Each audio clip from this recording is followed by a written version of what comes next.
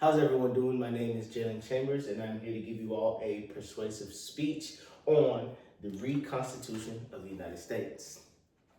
Abolitionist and journalist William Lloyd Garrison is known for many things.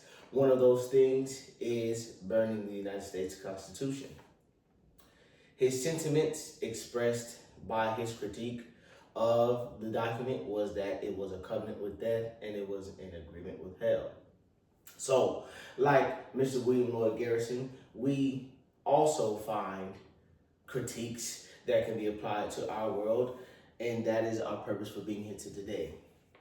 We will discuss how the United States Constitution is an outdated document because of the language that it uses and because of how it addresses African Americans and how it addresses women.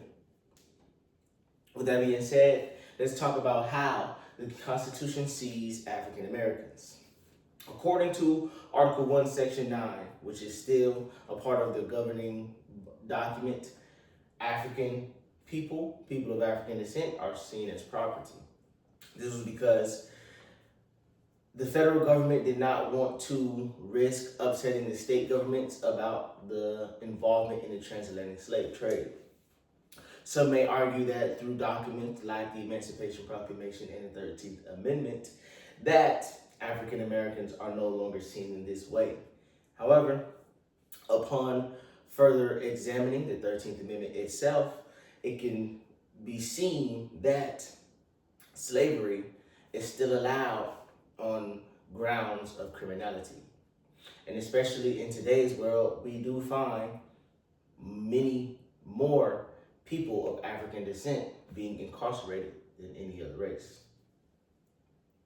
Similarly, though, the struggle for how women see the Constitution bleeds into today as well. Women are seen by the Constitution, The amendment, that being the 19th Amendment, that gives women the right to vote for the first time, was not added into the Constitution until 1920. This is significant because for over 100 years, the governing document of this country did not see half of its citizens as legal and able to participate in the government of our society. Now, some may argue, and this is because women were not seen as citizens when the document was written, but as we move into an intense political climate today, it is both of note and of importance to reassure the rights that women have by making sure that the core of our governing document includes women and gives them full rights. But lastly, and nonetheless, we would like to talk about the language that the Constitution uses and how it is almost a form of classism against the working class American. The U.S. Constitution is too complicated for most average Americans to understand. According to the University of Pennsylvania, about 77% of average Americans cannot name more than one right guaranteed to them in the First Amendment. This, we feel, is that it is almost by design to keep those who are able to seek higher education and the means to becoming a part of the government to continue and maintain power.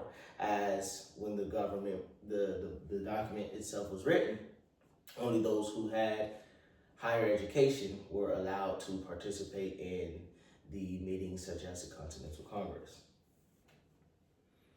But in conclusion, the United States Constitution does not fully represent all of its citizens in today's society, and therefore it is in need of revision. So, in the spirit and in the essence of William Lloyd Garrison, let us burn the Constitution and reconstitute something that encompasses all who live in the melting pot of America today.